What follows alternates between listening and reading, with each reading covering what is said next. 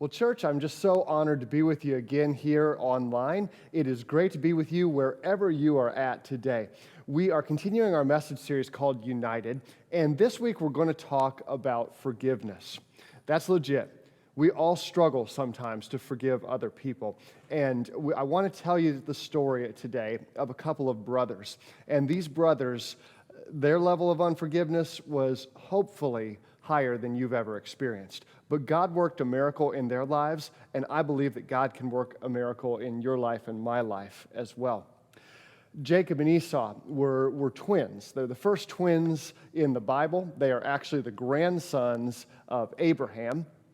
And these two guys, actually even before the beginning, these two guys had like the ultimate sibling rivalry. Maybe you know something about sibling rivalry, kind of like this meme that we've got here. Yeah, that's a picture almost of what Jacob and Esau look like. They were not big fans of one another. And let's look at how this tension starts to brew even before they're born. We'll start off in Genesis chapter 25, verse 21. Isaac, that's their dad, Isaac pleaded with the Lord on behalf of his wife Rebekah because she was unable to have children. The Lord answered Isaac's prayer, and Rebekah became pregnant with twins. But the two children struggled with each other inside of her womb. So she went to ask the Lord about it. "Why is this happening to me?" she asked. Now, I don't know what it's like to be pregnant, much less to be pregnant with twins, but she's saying, "Why, God? Why is it not only am I pregnant with twins, but they're fighting before they're even born?" This seems like a really bad sign, don't you think? And this is how Jacob and Esau, they begin. They are rivals right from the very beginning. Verse 23, the Lord told her, "The sons in your womb will become two nations. From the very beginning, these two nations will be rivals. One will be stronger than the other, and your older son will serve your younger son." Imagine how painful as a parent that would be. Here you haven't even had the child yet, and you learn that they're not going to get along, that your house is going to be a house of conflict, that your relatives are going to be divided. How painful would this have been for her to hear? And you know, this is a really obscure, or a really strange thing as well, because notice that it said that the older one will serve the younger one. That was not at all normal in their world. In today's world, birth order doesn't dictate quite as much, but then it was all about birth order, and we'll learn more about that in just a little bit. Verse 24, when the time came to give birth, Rebekah discovered that she did indeed have twins. The first one was very red at birth and covered with a thick hair like a fur coat, so they named him Esau. Now, just time out. That's weird, right? And Esau means literally hairy, right? So they basically name him Hairy because this kid has got a lot of hair, like a strange amount of hair. In fact, I did a little extra research, and we found actually a baby picture from Esau. Here he is. Yeah, he looked a little strange, don't you think? And so Esau is hairy, but Jacob is a little interesting as well. Verse 26, the other twin was born, this is Jacob the second born, with his hand grasping Esau's heel. So they named him Jacob. Now again, this name also makes sense with the birth story because Jacob literally means supplanter or deceiver. Basically, somebody who's trying to take that which is not his. So Esau comes out first, but Jacob is grabbing onto the heel like, "You get back here. I want to be first. I want to be the firstborn." Why was it such a big deal? Well, to be firstborn in their world meant that you got two main things. First, you got a double share of the inheritance. So when dad would die someday, you would get double what your other siblings would receive. And the reason for this is because you were going to be the responsible one who would take care of the family, who take care of mom, who take care of any unmarried daughters. It was a very patriarchal society in that time. And that doesn't mean that that's the right way we should live. It's not. But that's how they lived at that time. So the firstborn had a lot of responsibilities, so the firstborn also got a lot more stuff. The second thing the firstborn got, and this is a big deal, is the firstborn received a blessing from their father, a very special blessing. All the children would be blessed by the father, but it was like the father was passing along the spiritual leadership to the firstborn child. Okay, so it was significant that Esau was born before Jacob. So Jacob, the supplanter, versus Esau, Harry. They're different as they grow up. The Bible tells us that Jacob, it says he was a quiet guy who liked staying among the tents, and he was his mom's favorite. So in other words, he's kind of a mama's boy who likes to stay home, whereas Esau was the opposite. Esau was a mighty hunter. He was dad's favorite, it tells us. And so even mom and dad were divided by these two boys who had very different hobbies, very different interests. Well, one day, Esau is out hunting. This is when they're grown up a ways. Esau is out hunting, and he comes back from a big hunting trip, and he is hungry, famished. I mean, we're talking like hangry times 10 here, okay? He is so hungry. And Jacob has been at home, like usual, cooking, one of the things he liked to do. And Esau smells that Jacob is making his favorite stew here. It's like this bean stew. And he says, hey, Jacob, give me some of that. I'm hungry. I've been out hunting. Give me some of that.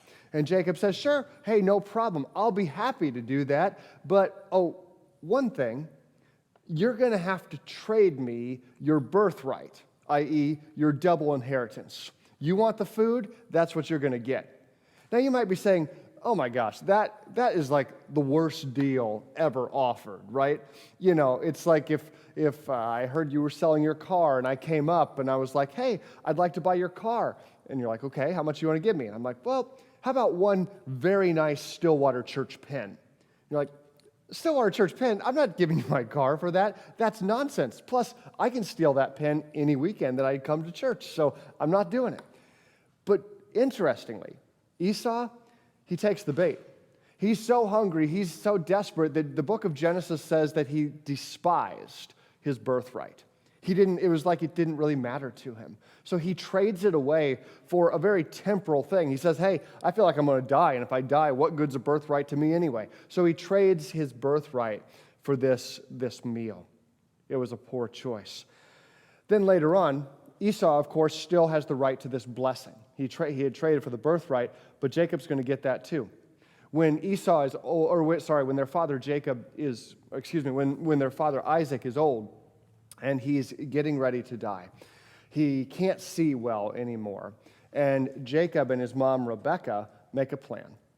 And they decide that they are going to sneak Jacob in to be blessed instead of Esau.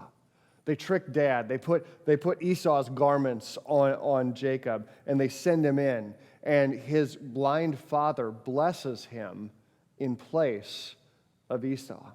Later, Esau comes in, ready to receive his blessing. And Isaac says, I've already given out the blessing, son.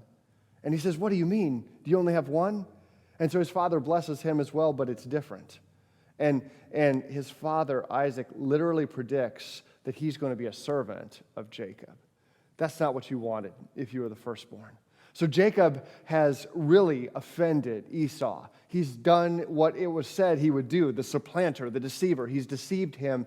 And now Esau is so angry that he wants to kill Jacob. Not figuratively. He wants to literally kill Jacob. Mom, Rebekah, hears about this.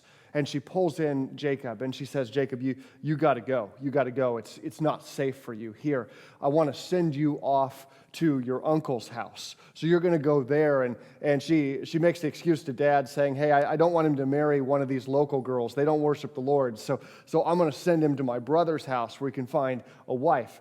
Now, that should bother you, right?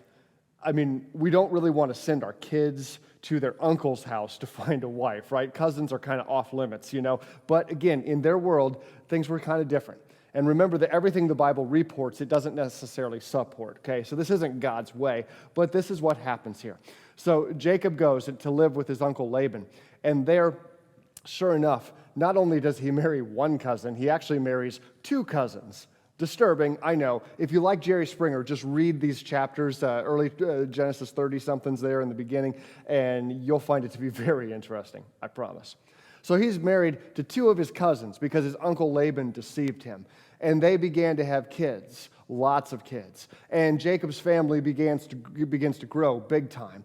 And Jacob, he's been deceived by Laban, but remember, he's the deceiver, so that was kind of ironic. And he wasn't going to let Laban get the best of him. So Jacob, the one who's blessed by God, begins to raise animals for Laban. And he has this kind of trick that God actually blesses and allows him to get more and more of the farm animals to be his. So Laban's people are getting angry with Jacob now because they feel he's kind of stealing their herd and he's getting wealthy at their expense. So Jacob once again finds himself in big trouble and he's got to leave once again. So he quickly leaves Laban's house. Laban finds out about it, he's mad, and he pursues him, and they have a conflict and finally come to this covenant agreement where they're just going to leave each other alone. So now Jacob's got to go home. Problem is, it's been 20 years. 20 years since he left when his brother wanted to kill him. 20 years of unforgiveness. 20 years of anger, of hatred, maybe, of bad thoughts. 20 years. You know, unforgiveness can know virtually no timeline. When we get in a position of unforgiveness with somebody, when we've got a beef with somebody or we've had a fallout or a conflict and we go our own separate ways, we can remain split for a long time. And in our hearts, our hearts can become very hardened, very angry. We can recite the same hateful thoughts and hateful words, hateful feelings, and there can be this great distance that can grow. Maybe for you it's not as much hate, but maybe it's sadness. Longing for that relationship to somehow be restored, if you're honest. But you feel that it's the other person's fault. And so you wait, and you wait, and you wait for them to do something. And maybe you're kind of right on that. Maybe it is their fault. But the fact is, nothing's moving. So today, our title of our message is Breaking the Ice of Unforgiveness. Because unforgiveness, relationships that have unforgiveness in them can be like frozen relationships. They don't go anywhere. So Jacob realizes that now going back home, he's going to have to make amends with Esau. And so he devises a plan. And he doesn't know if Esau's anger is past or not, so he wants to kind of test it out and find out. So in Genesis 32, verse 4, he says this. He sends his servants ahead, and he says, "Give this message to my master Esau. Humble greetings from your servant Jacob." Now that's an interesting term, your servant Jacob. Remember, Jacob is the one who stole from Esau. Jacob is the one who it's prophesied that he will be the ruler over Esau. And quite frankly, he has been. He's taken all the important things that belong to Esau. But notice what he's doing. He's reframing some things already. "Until now, I've been living with Uncle Laban, and now I own cattle, donkeys, flocks of sheep, and goat, and many servants, both men and women. I've sent these messengers to inform my lord of my coming, hoping that you will be friendly to me." Jacob's kind of sending some folks ahead to say, hey, I'm not coming to fight. I'm coming, let's kind of make up here. I want to be your servant. Jacob, maybe he's grown in wisdom a little bit over this time. Continues in verse 6. After delivering the message, the messengers returned to Jacob and reported, "We met your brother Esau," there's some good news, "and he's on his way back to meet you with an army of 400 men. There's the bad news. Jacob was terrified at the news. He divided his household along with the flocks and herds and camels into two groups. He thought, if Esau meets one group and attacks it, perhaps the other group can escape. So the first thing Jacob does is to panic. And he splits his family up thinking, hey, at least I won't lose all of them. If this army comes to attack, maybe while one's being attacked, the other can flee. He's desperate. This is like his worst nightmare coming true here. And so that first step, it was strategic, but I wish he would have prayed first, But he was terrified, and this is what he did. But look at what he does. I think he kind of comes to his senses pretty quickly. Next verse, verse 9. Then Jacob prayed, O God of my grandfather Abraham, and God of my father Isaac, O Lord, you told me, return to your own land and relatives, and you promised me, I will treat you kindly. I'm not worthy of all the unfailing love and faithfulness you've shown me, your servant. For when I left home and crossed the Jordan River, I owned nothing except a walking stick. Now my household fills 2 large camps. O Lord, please rescue me from the hand of my brother Esau. I am afraid that he's coming to attack me, along with my wives and children. But you promised me, I will surely treat you kindly, and I will multiply your descendants as they become as numerous as the sand on the seashore, too many to count. Jacob remembers, he's recalling the grace of God in his life. Even though Jacob hasn't always done things right, God has lived out his father Isaac's blessing. God has blessed him. God has given him so much. He reminds God of God's promises and God's faithfulness. And he's basically saying, do it again, Lord. I need you. I'm desperate. My unforgiving brother is sending 400 men to attack me. I need your protection, God. I need you more than ever. So from this story, there's a number of practical things I think we can learn on how to break the ice. And the first one is this: lead with prayer. I know it wasn't the number one thing that Jacob did, but very quickly, Jacob led with prayer. And you're going to notice about each of these, they begin with the phrase lead with. You might say, well, why? Jacob wasn't necessarily leading others all these times. What I mean is that in this relationship where there's unforgiveness, somebody's got to be the first mover. Somebody's got to lead. Somebody's got to be the one to step up and say, I'm going to own this. I'm going to take responsibility. And here's the deal. We often live in unforgiveness for a long, long time. And the reason is because we're waiting for the other person to move. Because we know in our knower and we know in our hearts that they're at fault. And it wouldn't be fair if we were the first one to move. So we sit there in unforgiveness. And we think that we're right. But let me challenge you on that, friends. For one thing, as you sit there in unforgiveness, you may not even realize it, but you're damaging yourself. You're the one who's being hurt. You're the one who's staying up at night. You're the one who's clenching the teeth or the fists whenever you think of that person. Who is that person for you? I bet you know.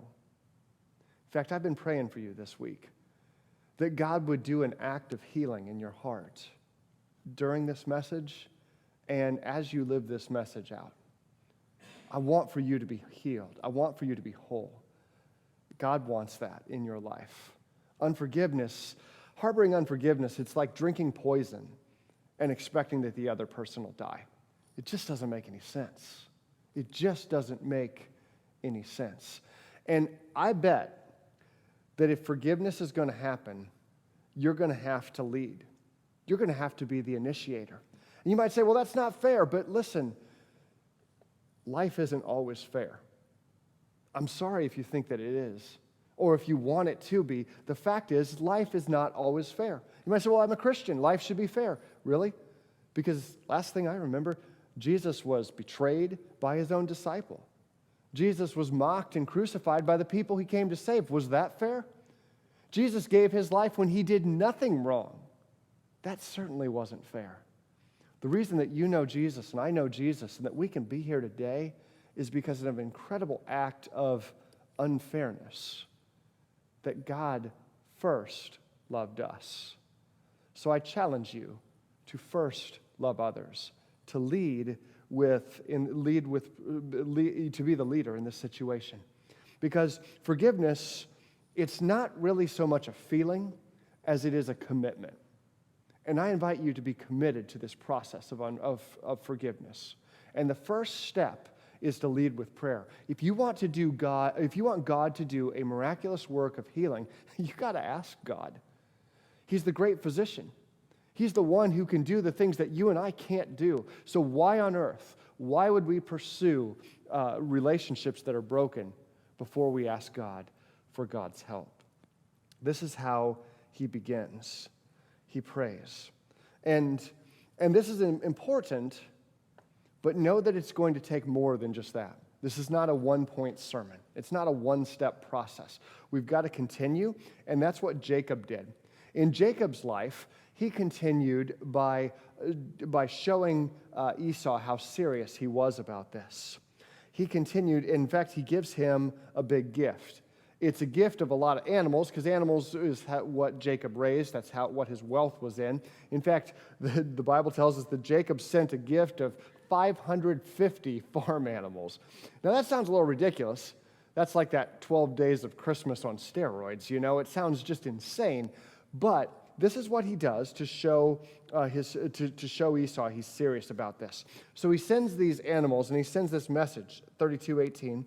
When my brother Esau meets you, you must reply, this gift, these things, they belong to your servant Jacob, but they are a gift for his master Esau. Look, he's coming right behind us. Again, he says, Esau is my master. Notice the humility in all of this. And yes, Jacob was clearly the one who had wronged Esau. Maybe you were the one who wronged the other person. Maybe you weren't. But if unforgiveness is going to happen, you need to assume it's going to start with you. And that means, number two, you need to lead with humility. First, we lead with prayer. Second, we lead with humility, a humble heart. So many times, we want relationships to be 50-50. I'll do my part, you do yours. And we use this as a cop-out. Because what we do is we say, hey, I'm doing my 50%, but she's not doing her part. So I'll sit here and wait. She's doing 10%, I'm doing 50%. So if we're going to get there, she's going to have to step it up. It's not really how Christians are called to live. Jesus didn't say, do 50% of the relationship. Jesus said, do unto others as you would have them do unto you. In other words, treat others the way you want to be treated. A few years ago, there was a book that came out called The 100-0 Principle. And I love it because it basically says in every relationship, assume that you need to give 100%.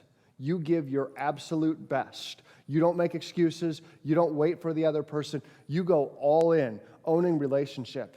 And the 0, you assume that the other person will do 0. Now, the truth is they often do much more than that. But you give 100% because that's who you are. If you're harboring unforgiveness and you're unwilling to make a move, and in your heart you've settled on it that's the other person's fault, let me tell you what you're showing. You're showing where your heart really is. And friend, your heart is not yet the heart of Christ. Your heart is not yet obedient to Christ. Because you're not treating others the way you want to be treated. You're treating others the way that you think is fair.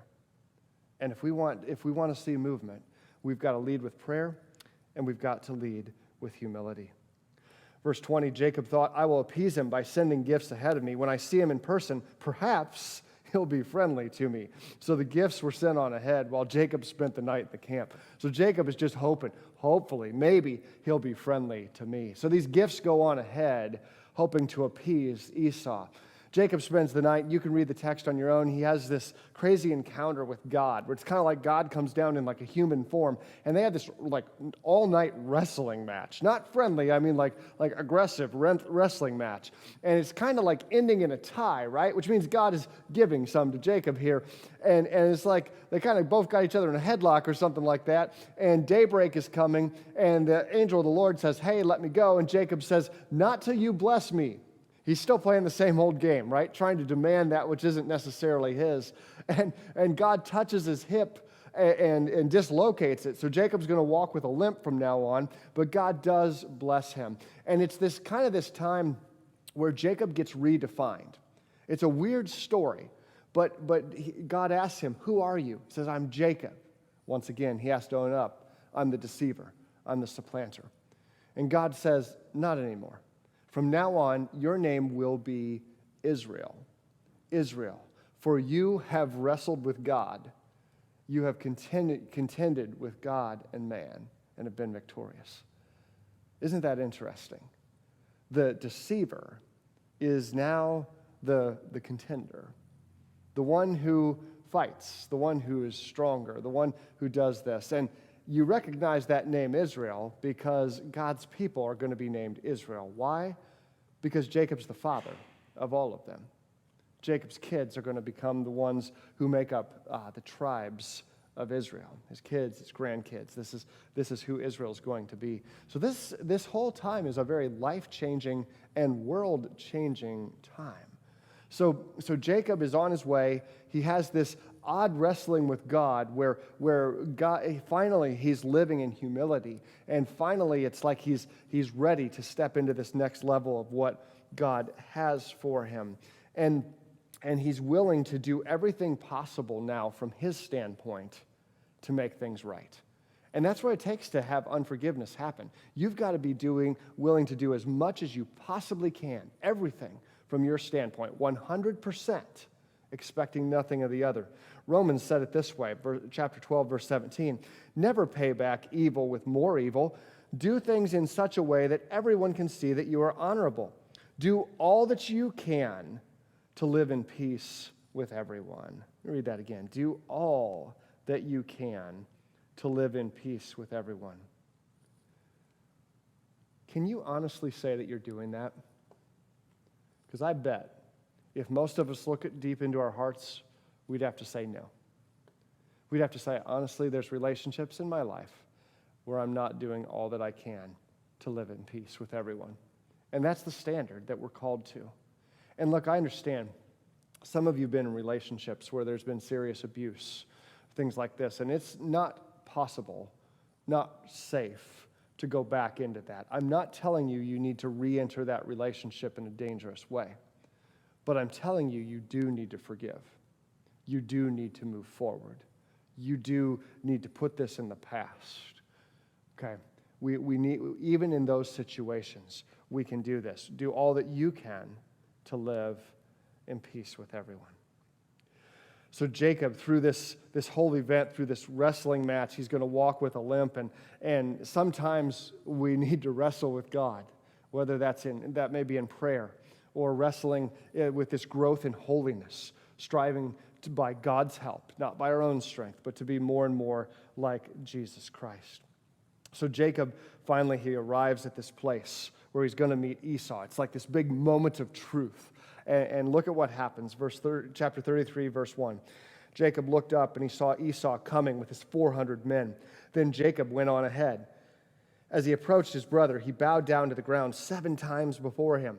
Then Esau went to him and embraced him, threw his arms around his neck, and kissed him, and they both wept.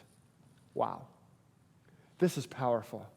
Jacob, again, he's leading with humility. When he sees Esau, he bows down 7 times, like down face to the ground. That's what they mean, okay? This is not just like a politeness thing. What he was symbolizing in the ancient world, this is how a vassal would show that they're subservient to the master, right? This is someone saying, I am your servant. You're the boss. I'm not. This is not just saying, hey, let's be friends, or hey, long time no see. Sorry about that weird stuff that happened in the womb and all that. No, this is him saying, you are number one. I'm here to serve you. In fact, this is Jacob basically making amends for what he's done to Esau. Esau, you were number one. That birthright, that blessing, that was yours. I took it. I can't undo that, but I just want to proclaim that I am your servant. I'm your servant. Isn't that interesting?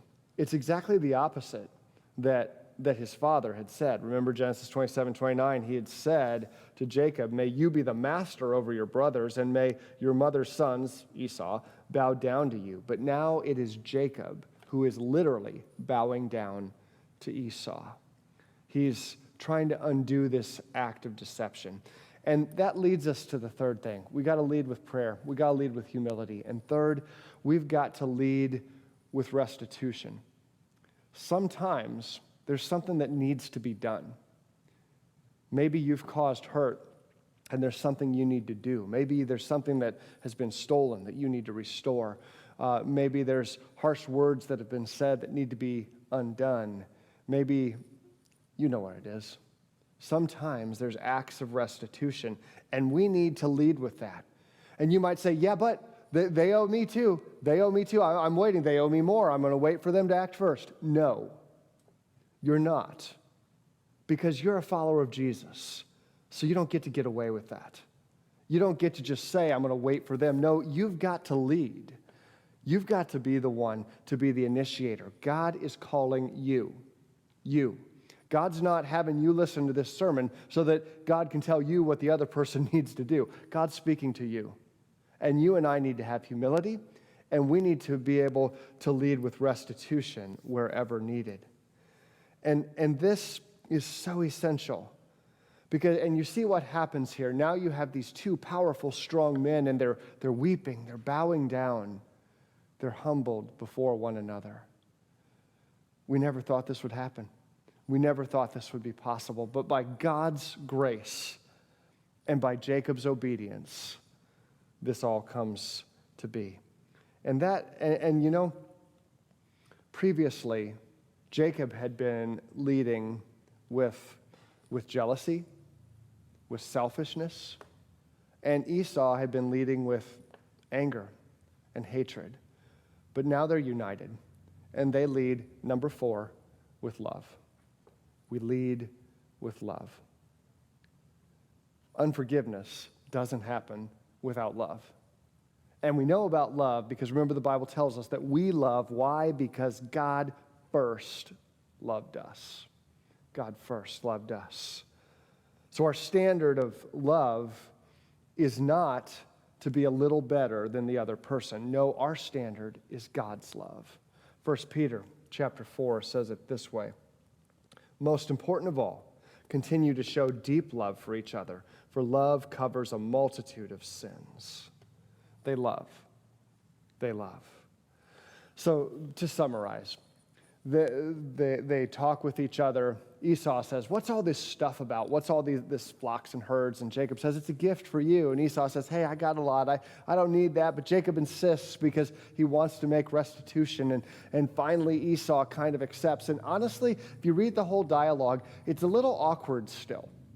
It's a little awkward. There's some tension. Esau says, hey, you can come live where I live. And Jacob's like, no, I think I'm going to kind of go this direction because I'm not sure my family can kind of keep up with that journey, which is a nonsense excuse. But basically, there's still some tension. And that's one of the things about the biblical characters is that oftentimes their example is not 100% perfect.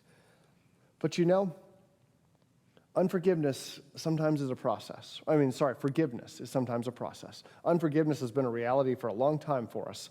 And sometimes forgiveness is a process. Sometimes everything doesn't work exactly as you think it should. And that's going to have to be okay. But don't stop there. Continue to love. Continue to forgive. Continue to do whatever is possible on your part to live at peace with everyone. To live at peace with everyone. I want to end with just a few really practical things here for us as followers of Jesus. You know, we are called to forgive. And one of the reasons I think that we struggle with forgiveness is because we tend to forgive others or show forgiveness in the way that we ourselves like to be forgiven. And what I'm going to share with you, we'll have in the notes kind of the source that comes from, but this is 5 languages of apologies. Maybe you've heard of the 5 love languages. This is kind of a related thing. And if you know the philosophy behind the 5 love languages, it basically is that we all love to receive love in a particular way. And it's not right or wrong, it's just how we prefer to receive it. And forgiveness can be a similar thing. And one of the problems we have is that we tend to show forgiveness to others in the way that we ourselves like to receive forgiveness. Well, that's great if the other person likes to receive it like you do, but we need to do better than that. We need to think about how they would receive forgiveness. So here's these 5 languages. First, expressing regret. And notice these are not in order, okay? These aren't like steps. These are different things that might be relevant to you. For someone who this is important, they need to hear your remorse. They need to hear that for you, you have genuine regret for what you did. It may not be so much about fixing it or anything else. It may not be about agreement, but they've been hurt by you. This is especially relevant to those who are sensitive, right? And who really feel deeply and care deeply.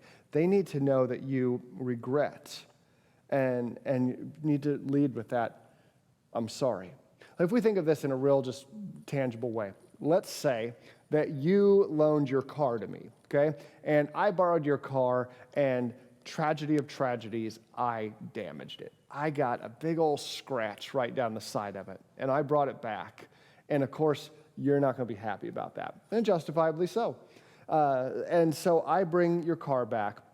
What do I need to do? Well, if you're someone for whom expressing regret is a big thing, I need to lead with that. I'm sorry. I regret my carelessness or whatever it was that led to this, and I am so sorry. Okay, that doesn't mean that's the only thing I do, but that's what I need to lead with. Second thing, accepting responsibility. For others, and this is related, but in this situation, it's not so much about recognizing that I may have hurt your feelings or caused pain for you, but I need to be able to accept that I did it. I am at fault for getting that scratch on your car. I took your car, brought it back with a scratch. I am responsible. And some of us, especially when we struggle with pride, we have a hard time with this, of accepting responsibility. And listen, there may be times at which things have happened and you're not responsible, okay? I don't mean that you have to take responsibility for that which you are not responsible for. But if you've done something that is wrong, you need to accept responsibility for that. Another one of these languages is making restitution. In this situation, it's all about what can I do to make it right? And there may be some of you that if I brought this car back with a scratch, you'd say, it's got a whole bunch of scratches, don't worry about it. And there may be others that this making restitution is really important. And you would say, okay, that's great that you're sorry, but I need you to take that to the body shop and get that thing taken care of. Or I need you to turn that into your insurance or whatever it may be, because it's got to be, restitution needs to be made. And if you've offended someone for whom this is a big deal, you need to lead with this. To say, hey, I got a scratch on your car and I'm going to get it fixed. I'm going to get it taken care of. I want you to know that I'm sorry and I'm going to get it fixed. That's important, okay? It may not just be a feeling thing. It may be that restitution needs to happen. Next, genuinely repenting. This is a big deal, especially for those for whom it's kind of related to that responsibility one. But basically saying, not just that I was wrong, but I will try not to do that again. I will really sincerely try. I'm sorry that I was careless or whatever, and I will really try not to do that again. And finally, that requesting forgiveness. For some, this is really central, needing to ask, will you forgive me? Will you forgive me? And we honor others when we ask that. These languages, make sure that we're speaking these languages because we need to speak the language of the one that we have offended. Finally, I want to wrap it up with one thing. A healthy relationship can only be based on two people who voluntarily choose to love one another and to take full responsibility for that choice.